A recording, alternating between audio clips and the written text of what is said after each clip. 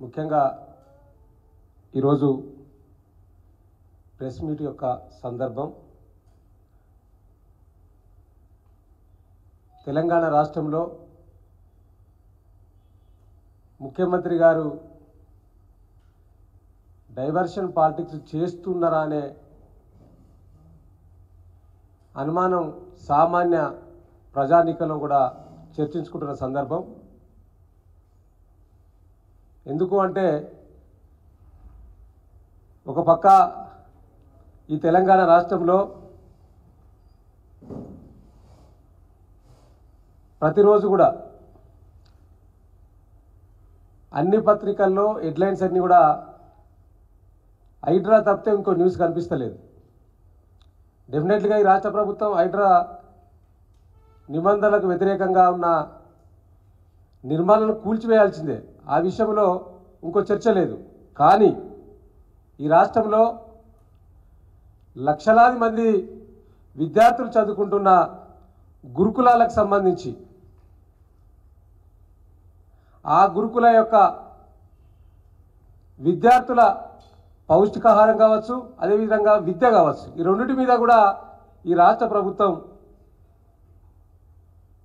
చూడవలసిన బాధ్యత కూడా ఈ రాష్ట్ర ముఖ్యమంత్రి గారికి ఉన్నది. నేటి విద్యార్థులే రేపటి భావి భారత పౌరులని,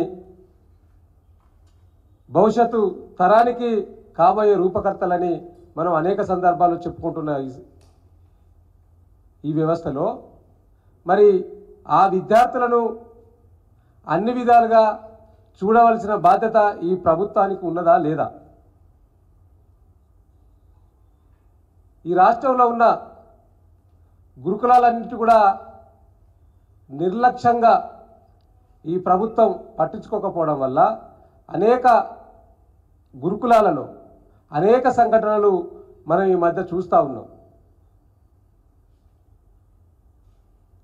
గత బీఆర్ఎస్ ప్రభుత్వంలో దాదాపుగా ఉమ్మడి ఆంధ్రప్రదేశ్లో 200 పైగా ఉన్న గురుకులాలను 1000 గురుకులాలు చేయడమే కాకుండా ఒక్కొక్క విద్యార్థి పైన 1,20,000 ఖర్చు పెట్టి నాణ్యమైన విద్యతో పాటు పౌష్టిక ఆహారాన్ని కూడా అందించి ఇవాళ తెలంగాణ రాష్ట్రంలో ఉన్న గురుకులాలు దేశానికి ఆదర్శంగా తయారు చేయడమే కాకుండా అనేక మంది ఆనాడు బీఆర్ఎస్ ప్రభుత్వ హయాంలో చదివిన గురుకుల విద్యార్థులు ఐఏఎస్కు ఐపీఎస్కు పోటీ పడమే కాకుండా ఉన్నంత రంగంలో తిరగడానికి మరి నాటి విద్య నాటి గురుకులాలు ఒక పునాది రాయిగా మారినాయనే విషయాన్ని ఈ సందర్భంగా నేను గుర్తు చేస్తూ, ఆనాడు గురుకుల సీట్ల కోసం అనేక పైరవీలు, ఒక సీట్ వస్తే బాగుంటుంది, నా కొడుకు నా బిడ్డ బాగుపడుతుంది, మనం తిరిగి చూడాల్సిన అవసరం లేదని చెప్పి ఆనాటి తల్లిదండ్రులు అనుకున్న సందర్భం.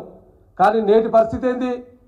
నేటి కాంగ్రెస్ 8 నెలల పరిపాలన కాలంలో గురుకులాలన్నీ కూడా మరి అస్తవ్యస్తంగా తయారైనాయి. ఈ గురుకుల వ్యవస్థను అప్రతిష్ట పాలు చేసింది ఈ కాంగ్రెస్ ప్రభుత్వం. రోజొక గురుకులంలో ఏదో రకంగా మరి ఫుడ్ పాయిజన్ అని చెప్పి అనేక మంది విద్యార్థులు మరి దవాఖానా పాలవుతున్న సందర్భం కూడా మనకి రోజు నిత్యకృతమై కనిపిస్తూ ఉన్న సందర్భం. దాదాపుగా ఈ రాష్ట్రంలో ఇప్పటి వరకు 500లకు పైగా విద్యార్థులు వివిధ ఆసుపత్రుల్లో వివిధ రకాల ఇబ్బందులతోటి మరి గురుకుల విద్యార్థులు చేరడం జరిగింది. 36 మంది విద్యార్థులు గురుకుల విద్యార్థులు కూడా ఈ 8 నెలల కాలంలో చనిపోయిన సందర్భాన్ని కూడా మరి ఈ సందర్భంగా గుర్తు చేస్తూ, మరి ఇంకెంతమంది విద్యార్థులు చనిపోతే ఈ రాష్ట్ర ముఖ్యమంత్రి గారు పట్టించుకుంటున్నారు? ఎంతమంది విద్యార్థులు చనిపోతే ఈ రాష్ట్ర ముఖ్యమంత్రి స్పందిస్తారు, ఈ రాష్ట్ర ప్రభుత్వం స్పందిస్తుందని చెప్పి నేను ఆ గురుకుల విద్యార్థుల పక్షాన ఈ రాష్ట్ర ప్రభుత్వాన్ని ప్రశ్నిస్తూ ఉన్నాను. ఇవాళ అనేక సందర్భాలలో